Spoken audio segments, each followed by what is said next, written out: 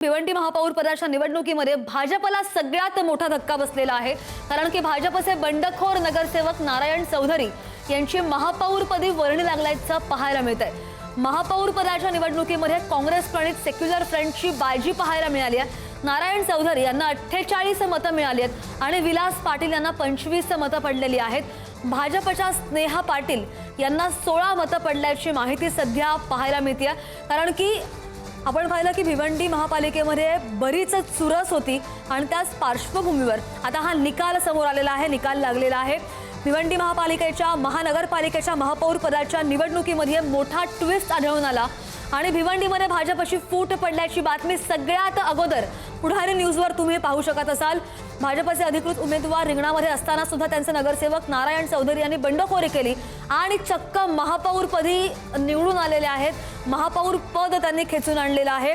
काँग्रेस प्रणित secular front या बंडखोरीचा फायदा घेत चौधरी यांना त्यांनी पाठिंबा दिला, ज्यामुळे भाजपच्या अधिकृत उमेदवाराचा चेहरा जो होता स्नेहा पाटील यांच्या रूपाने तो मोठा त्याचा पराभव झालेला आहे। दुसरीकडे मतांचं जर गणित बघितलं, नारायण चौधरी यांना 48 मतं जी मिळालेली होती ही मतं भाजपच्या अधिकृत उमेदवाराला मिळालेल्या मतांच्या तिप्पट आहेत, जी भाजपसाठी आत्मविश्वासाचा आत्मचिंतनाचा विषय ठरू शकतो।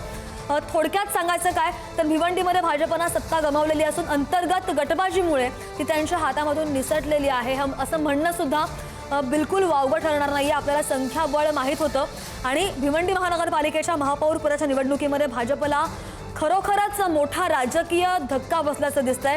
या निवडणुकीमध्ये आकडेवारी आणि नाट्यमय घडामोडी आपण पाहिलेल्या आहेत आणि स्थानिक राजकारणामधील समीकरण पूर्णपणे बदलल्याचं चित्र सध्या आहे।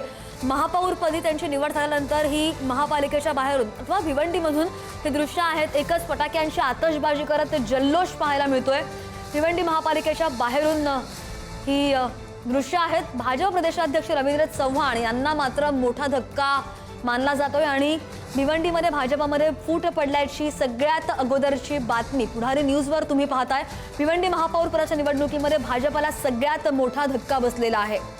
नारायण चौधरी जे विजेते आहेत, भाजपचे बंडखोर म्हणजे काँग्रेस प्रणित सेक्युलर फ्रंटचा पाठिंबा त्यांना 48 मतं मिळालेली आहेत। विलास पाटील जे अपक्ष म्हणून उमेदवार होते त्यांना 25 मतं मिळालेत आणि स्नेहा पाटील या भाजपच्या होत्या, अधिकृत उमेदवार होत्या, मात्र त्यांना 16 मतं पडलेली आहेत आणि ज्यांनी बंडखोरी केलेली आहे भाजपचे बंडखोर नारायण चौधरी ते महापौरपदी त्यांची वर्णी लागलेली आहे आणि त्यामुळे भाजप प्रदेशाध्यक्ष रवींद्र चव्हाण यांना बालेकिल्ल्यामध्ये मोठा धक्का बसलाय।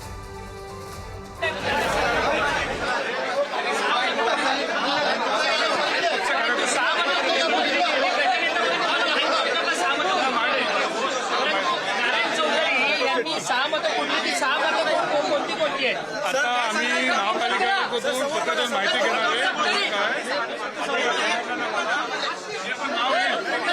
प्रदेशाध्यक्ष रवींद्र चव्हाण म्हटले की कारवाई होणार ही अटळ आहे, कारण की पक्षाचा आदेश मानला नाहीये नगरसेवकांनी। चव्हाण साहेबांनी मला फोन करून सांगितलं जो पण असा केला असेल त्याच्यावरती निलंबनाची कारवाई होणार। परंतु ही पुन्हा निवडणूक होणार का? जर निलंबनाची कारवाई झाली तर पुन्हा एकदा 100% या सगळ्यांच्या संदर्भात नावं कोण आहेत जी 6 मतं फुटलेली आहेत? आता आम्ही माहिती घेणार। आज गर्दी होती, फुल हाऊस भरलेला आणि फेटेमध्ये कोण काय समजला नाही आम्हाला। मी आत्ता मी पत्रव्यवहार करणार आहे नगर सचिवला आणि ते माहिती घेणार आहे कोण कोण कुठे शिवसेनेने तुम्हाला मदत केली, शिवसेनेने मदत नाही केली का? कारण की तुमच्या उमेदवाराला फक्त 16 मतं पडलेली आहेत। नाही, शिवसेना ऍक्च्युली त्यांचा अलग गट होता, अपक्ष आणि त्यांचा गट होता, तो त्या हिशोबाने समाजवादी पार्टी, कोणार्क विकास मंच, शिवसेना आणि भिवंडी विकास असं त्यांची गट होती, म्हणून त्यांच्या गटचे त्यांना भेटला, आमचा गटचा आम्हाला भेटला। विचार असं वाटतं जर तुमचा जो पक्ष किंवा तुमचा जो नैसर्गिक भागीदार आहे म्हणजे शिवसेना याला जर तुम्ही सोबत घेतलं असतं तर त्याच्याबरोबर आज तुमचा महापौर बसला असता भाजपचा, पण तुम्ही असं केलं नाही। आम्ही केलं काय नाही, आमच्या लोकांचा बातचीत चालू होता, मिटिंग झाली, त्यामध्ये पहिले आम्हाला सांगितलं होता तुम्ही महापौर पद करा। आम्ही तयारी पण केली, कॅम्प पण लावला, पण काही कारणाने ते नाही झालं। काय कारणाने ते कारवाई होणार का? 100% होणार, काय कारवाई? निलंबनाची कारवाई। विलास पाटलांना महापौर पदापासून दूर ठेवण्याकरता ही सगळी भाजपनेच खेळलेली चाल आहे अशा पद्धतीने मदतीचा एक सूर म्हणतोय ना असा काही विषय नाही ना, विलासपालचा विषय कुठे आला का? विलासपालचा विषयच काय नाही. परंतु काय कारवाई केली जाणार? तुम्ही पक्षाच्या वरिष्ठांशी बोललात काय या सगळ्या संदर्भात? वरिष्ठ बोललो, पण वरिष्ठांचा फोन पण आला. जे पण पक्षविरोध काम केलं असेल त्याच्यावरती जसं एक कायदा बनलाय पक्ष विरोधी काम करा, ते कायदा त्यांना लागू आहे. तुम्ही कोर्टात सुद्धा जाणार काय या सगळ्या संदर्भात? कोर्टात काय राहता, कोकण बंदमध्ये करून टाकू आम्ही जे करायचं. एक घे रे बाईट घे.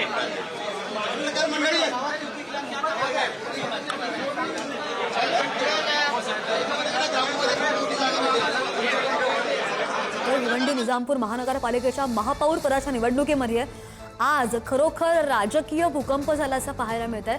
कारण की भाजपचे उमेदवार नारायण चौधरी, बंडखोर उमेदवार नारायण चौधरी यांनी काँग्रेस प्रणित सेक्युलर फ्रंटच्या मदतीनं दणदणीत विजय मिळवलेला आहे. आणि या निवडणुकीमध्ये बऱ्याच घडामोडी घडल्या, ज्याचे अपडेट्स आपण 2 ते 3 दिवसांमधून पासून घेतोय. नारायण चौधरी भाजप बंडखोर जे होते, सेक्युलर फ्रंट पुरस्कृत जे होते, ते विजेते झालेले आहेत. महापौरपदी त्यांची वर्णी लागलेली आहे. 48 मतांनी ते विजयी झालेत.